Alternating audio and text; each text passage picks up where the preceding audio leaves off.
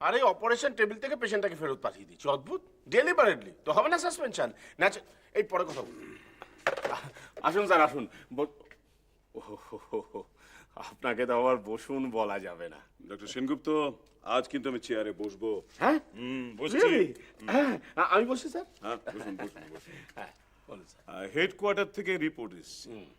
Doctor নক্ষত্র রায়ের বিরুদ্ধে যে অভিযোগগুলো করা হয়েছিল, ওনারা তদন্ত করে দেখেছেন সেগুলো সত্য নয়। হ্যাঁ মৃত্যু হয়েছে ঠিকই, কিন্তু সেটা অনিচ্ছাকৃত, অ্যাক্সিডেন্টালি হতেই পারে। আপনি একটা কাজ করুন, নক্ষত্র রায়ের বিরুদ্ধে যে ওই সাসপেনশন অর্ডারটা ইস্যু করা হয়েছিল সেটা তো উইথড্র করতে হবে। আমি স্যার জানতাম ঠিক এরকমই একটা কিছু হবে। আরে আমি তো চিনি লোকটাকে, he is a different personality all together. I do agree with you. Right sir. Thank you. তাহলে স্যার এই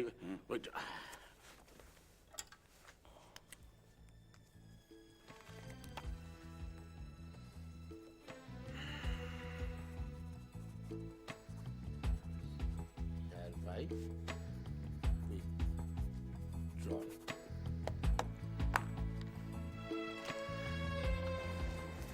এ কি বলছি তুমি তুমি এখানে? শম্ভুদা, আমি তোমার খোঁজেই যাচ্ছিলাম। আমার খোঁজ কেন?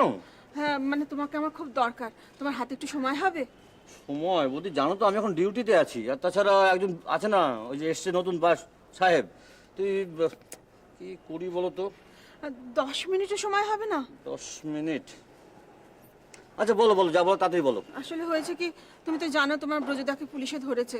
এখন কবে ছাড়বে তার তো কোনো ঠিক নেই।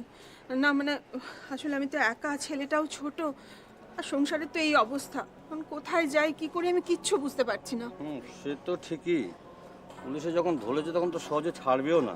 অবশ্য ছাড়া পেয়ে যাবে, রাজসাক্ষী হয়েছে যখন। হ্যাঁ তা হয়তো হবে, কিন্তু তাতেও তো 2-1 মাস লেগে যাবে। হ্যাঁ তা তো লাগবে, বরং বেশিও লাগতে পারে। হ্যাঁ বেশি লাগবে? তাহলে কি হবে গো? আচ্ছা তুমি কি দেখা করতে গিয়েছিলে? কোথায়? আরে জেলে জেলে দেখা করতে গিয়েছিলে? হ্যাঁ গেছিলাম, গত সোমবার গেছিলাম। ওকেও বলছিলাম সংসারের এই হাল। দূর বৌদি, ওকে বলে এখন আর কি হবে? ও তো জেলের মধ্যে বসে থেকে কিছু করতে পারবে না। এখন যা কিছু করতে হবে তোমাকেই করতে হবে। ওই তো বললে তোমার সঙ্গে দেখা করার কথা। বুঝতে পারছি, আমাকে দেখা করতে বলেছে, কিন্তু আমি কি করবো বলো তো বৌদি? না আসলে তোমরা তো সবাই একসাথে কাজ করতে, এই বিপদের সময় তোমরা যদি সবাই ওর পাশে দাঁড়াও তাহলে তো একটা ব্যবস্থা হয়ে যাবে। দেখো বৌদি, শুধু শুধু পাশে দাঁড়িয়ে তো কোনো লাভ হবে না। এক কাজ করতে পারি যে আমরা সবাই মিলে চাঁদা তুলে তোমাকে একটু সাহায্য করতে পারি, কিন্তু সেটা তো তোর একরকম ভিক্ষা ভিক্ষা করে তো আর সংসার চালানো যায় না। আর আমার কথা যদি বলো, জানোই তো আমি তো সামান্য বেতন পাই, তাছাড়া আমারও তো মানে সংসার টংসার আছে। তো না না না, আমি তোমাদের কাছে টাকা ধার করতে আসিনি। ও টাকা চাইতে আসোনি? না তাহলে বলো কি করতে পারি বলো। আসলে ও বলছিল যে কদিন পালিয়ে গেছিল, সে কদিন ছাড়া ওর আগের কিছু টাকা মানে মাইনে বাকি আছে। তার যদি একটা কিছু ব্যবস্থা করে দাও তাহলে আমার কটা দিন চলে যাবে। ও হ্যাঁ, সেটা হতে পারে, ওটা খুব একটা অসুবিধা হবে না। তবে ওটা তো আবার ক্যাশ ডিপার্টমেন্টের লোকেদের সঙ্গে যোগাযোগ করতে হবে। তো ঠিক আছে, ওটা আমি আমি দেখবো। তুমি কালকে বরং একবার আসো। শম্ভুদা, তোমার সঙ্গে আর একটা কথা আমার ছিল। বলো। না ও বলছিল যে এই হাসপাতালে তো আয়া বা হাসপাতাল পরিষ্কার করার জন্য কাজের লোক লাগে, সেই রকম যদি একটা কিছু কাজের ব্যবস্থা করে দাও তাহলে আমি সেটা করতে পারি। দেখো বৌদি, আয়া বা সুইপার তো উপর মহল থেকে হয়, অবশ্য ইউনিয়নেরও কিছুটা হাত থাকে, আমি অস্বীকার করছি না। ঠিক আছে, তুমি এক কাজ করো, তুমি বরং কালকে একবার আসো, আমি কালকে তোমাকে আমাদের ইউনিয়নের নেতার কাছে নিয়ে যাবো। কাল তাহলে কখন আসবো? কালকে তুমি সকাল সকাল চলে আসো, আমার তো কালকে অফ ডে। বৌদি আমি চলি, আবার ব্রিগেডিয়ার সাহেব চলে আসবে। হ্যাঁ তার কালকে তুমি আসছো কিন্তু সকালবেলা। হ্যাঁ হ্যাঁ ঠিক আছে।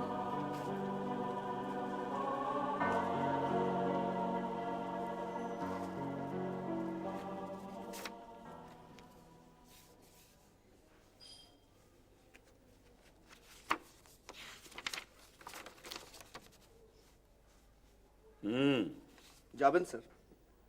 হাসপাতালে সবাই নিমন্ত্রিত? না সবাই নয়, ওই আমার ওয়ার্ডের সবাই, অন্য ওয়ার্ডের কেউ কেউ আর আমার কিছু ক্লাসমেটস। তা এতজন যে যাচ্ছে, হাসপাতাল ফাঁকা হয়ে যাবে না তো? না স্যার, সে কি করে হবে, আমি তো সবাইকে নেমন্তন্ন করছি না। ভালো ভালো, খুব ভালো, নতুন জীবন। তবে একটা কথা, এই যে বিয়ে করছো, সংসার করবে, হ্যাঁ শুনলাম তুমি নাকি হাসপাতালের কোনো একজন সিস্টারকে লাইফ পার্টনার করছো? হ্যাঁ স্যার, শিউলি।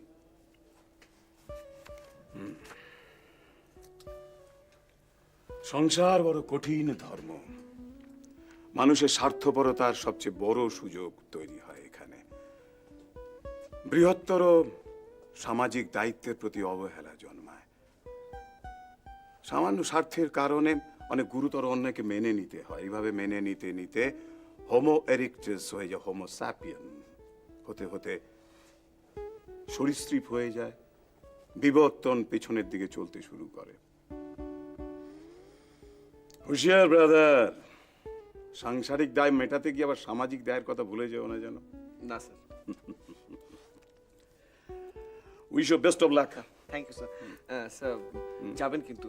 হ্যাঁ, যাবো যাবো, নিশ্চয়ই নিশ্চয়ই যাবো, নিশ্চয়ই যাবো। Okay sir, thank you.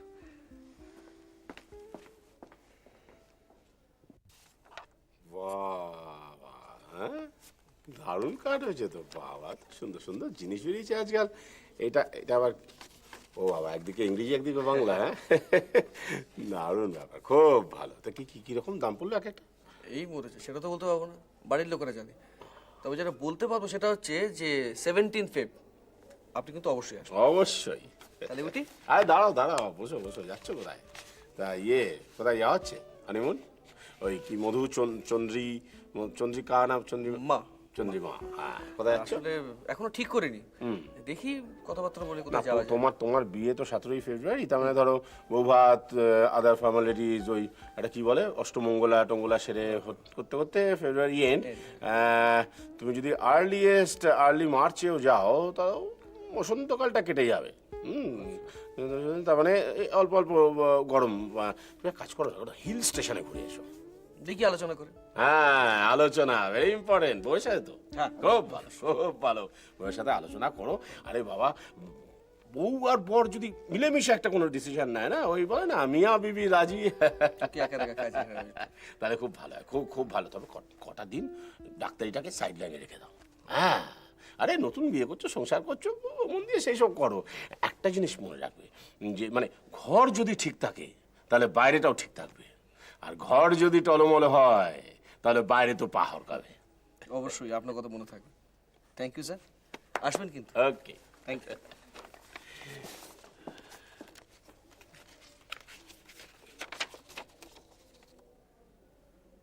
Reception, বাবা, কংগ্রাটস শুভ্রদা। কেন? কেন? তুমি বিয়েটা করে আমায় জানিও যে আমার এগোনোটা ঠিক হবে।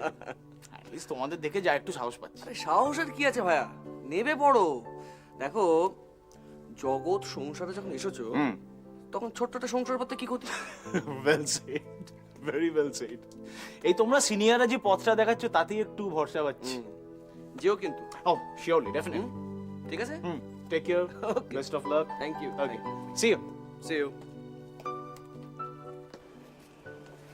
মোদি মোদি, এ কি পেলে তুমি এখানে? তোমাকে তো পুলিশে খুঁজছে। আমি জানি, আমি এখন লুকিয়ে আছি।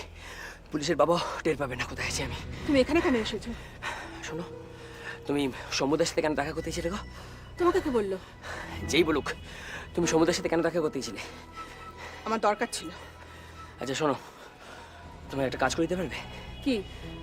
বলছি, কাল তো তুমি প্রযোদার সাথে দেখা করতে যাবে, একটু প্রযোদাকে বলবে যে পুলিশের কাছে যেন আমার নামে কিছু না বলে। সে আমি বলতে পারবো না। আর তাছাড়া তোমাকে সবাই খুঁজছে, সবাই তোমার কথা জানে। আর ওই যে মিলিটারি সাহেব, ওই মিলিটারি ফিল্টারকে সব আমি ঠান্ডা করে দেবো। তুমি শুধু প্রযোদাকে বলবে যেন পেলের সম্বন্ধে কিছু না বলে, হ্যাঁ? সে আমি দেখবো খুন। আচ্ছা, আমি যাই, তোমার সাথে আবার আমার দেখা হবে, হ্যাঁ? আর তুমি প্রযোদাকে কিন্তু বলবে, না হলে কিন্তু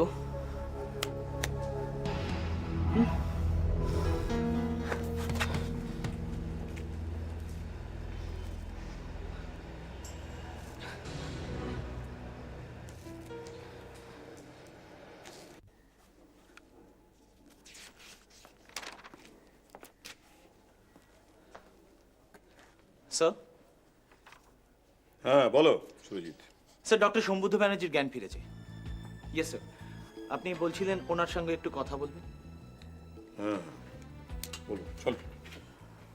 আচ্ছা সুরজিৎ, ইয়েস স্যার। তোমাদের কখনো মনে হয়নি, কোনো সন্দেহ হয়নি যে ডক্টর ব্যানার্জি এতদিন কোমায় রয়েছেন? দেখুন স্যার, সন্দেহ যে একেবারে হয়নি তা নয়, কিন্তু সেরকম নজরে পড়ার মতো কোনো প্রমাণ তো পাওয়া যায়নি। আর তাছাড়া ডক্টর তরফদারের মতো সিনিয়র ডক্টরের আন্ডারে ছিলেন উনি, তো ন্যাচারালি ডক্টর তরফদারই ওনার ট্রিটমেন্টটা করছেন। Right. সো সন্দেহটা আমাদের হয়নি স্যার। ওকে, অল রাইট, চল। আসুন স্যার, আসুন স্যার। এই ওষুধটা কন্টিনিউ করবে, হ্যাঁ? এগুলো আর কোনো প্রয়োজন নেই, ঠিক আছে? আপনি আসুন স্যার, আসুন। আসলে ড্রাউজিনেসটা এখনো কাটেনি, গত 1.5 মাস ধরে ক্রমাগত এলএসডি পুশ করা হয়েছে তো।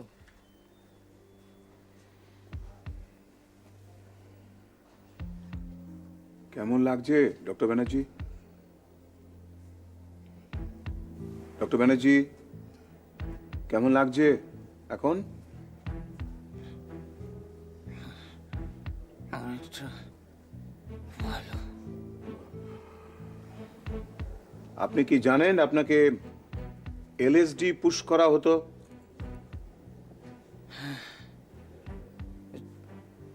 সুরজিৎ আমায় বলেছে। ডক্টর শুক্ল,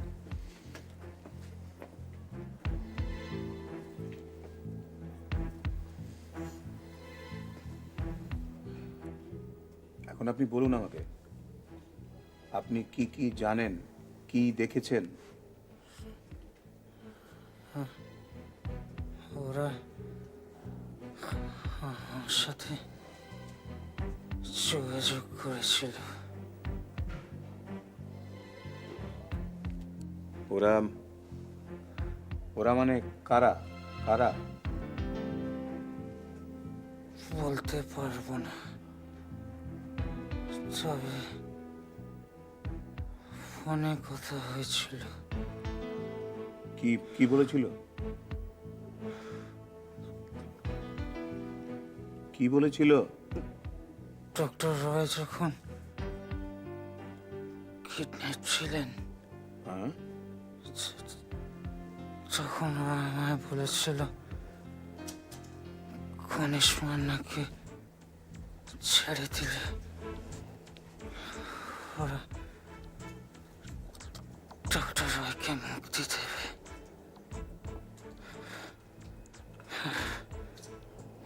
আমি ওদের কথা মতো বলো। গণেশ মান্নাকে ছেড়ে দিই। গণেশ গণেশ মান্না? গণেশ মান্নাকে? মানে ওই ছেলেটাই যার কিডনি কেটে নেওয়া হয়েছিল। আচ্ছা আচ্ছা আচ্ছা, তারপর তারপর?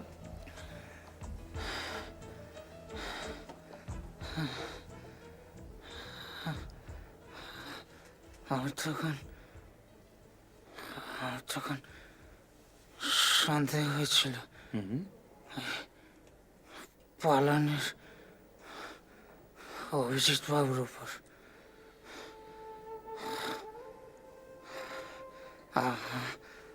আমি ওনার সাথে যোগাযোগ করার চেষ্টা করেছিলাম,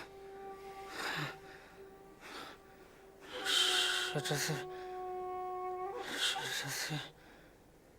ওরা বোধহয় সন্দেহ করেছে আমি ওদের চিনে ফেলেছি। তারপর? আজকে সিস্টার ঘুমাইছিল,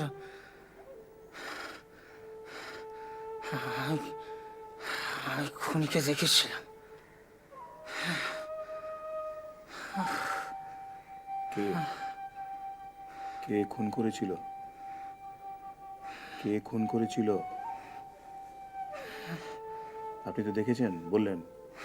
কে খুন করেছিল বলুন। Deputy super doctor Dutta.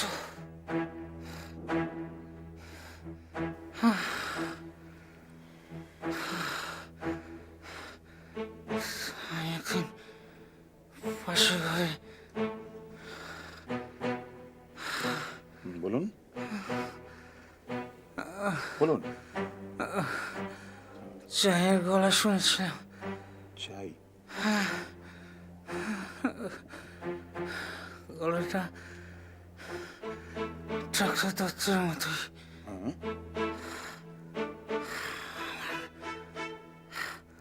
আমার মনে হচ্ছিল আমি চাই, আমি চাই।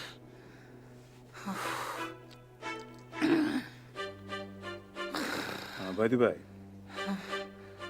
আপনি কি জানেন ডক্টর দত্ত অলরেডি অ্যারেস্টেড?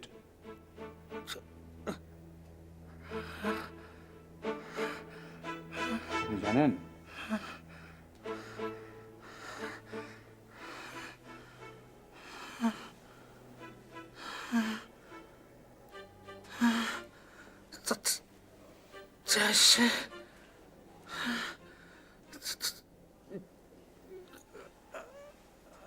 হ্যাঁ, বলুন। Thank you sir. ঠিক আছে, ওকে, ঠিক আছে, আপনি এক্সাইটেড হবেন না। ঠিক আছে, আপনি না থাকলে অলরাইট, ঠিক আছে, ঠিক আছে। আমি হয়তো ঘুমাতে জেগে ডক্টর ব্যানার্জি, শুনুন, আপনি সুস্থ হয়ে উঠুন। হ্যাঁ, ঠিক আছে, ঠিক আছে, আপনি সুস্থ হয়ে উঠুন, আবার ডাক্তারি করুন। হ্যাঁ, ঠিক আছে, ঠিক আছে, আপনি রেস্ট নিন, আপনি রেস্ট নিন, আপনি রেস্ট নিন। ঠিক আছে, ঠিক আছে, আপনি রেস্ট নিন।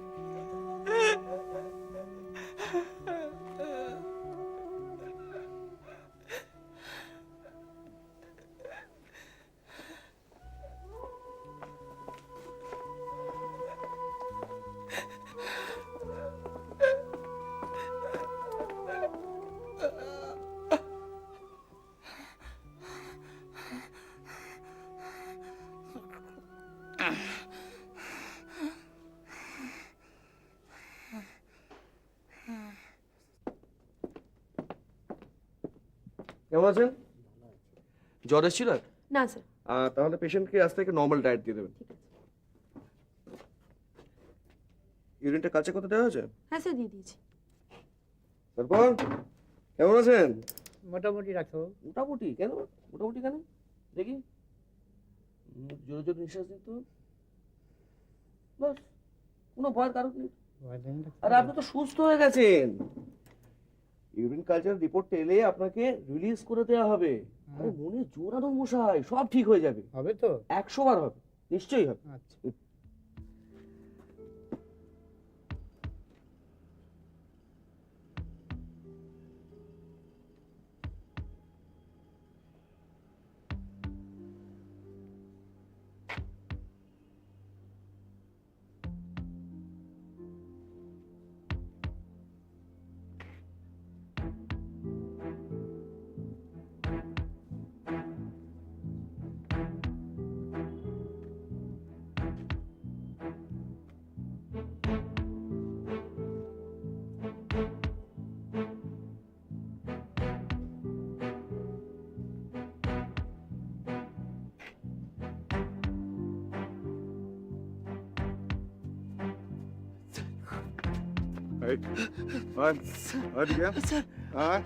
চলো চলো বাপধন, এবার মামা বাড়ি চলো।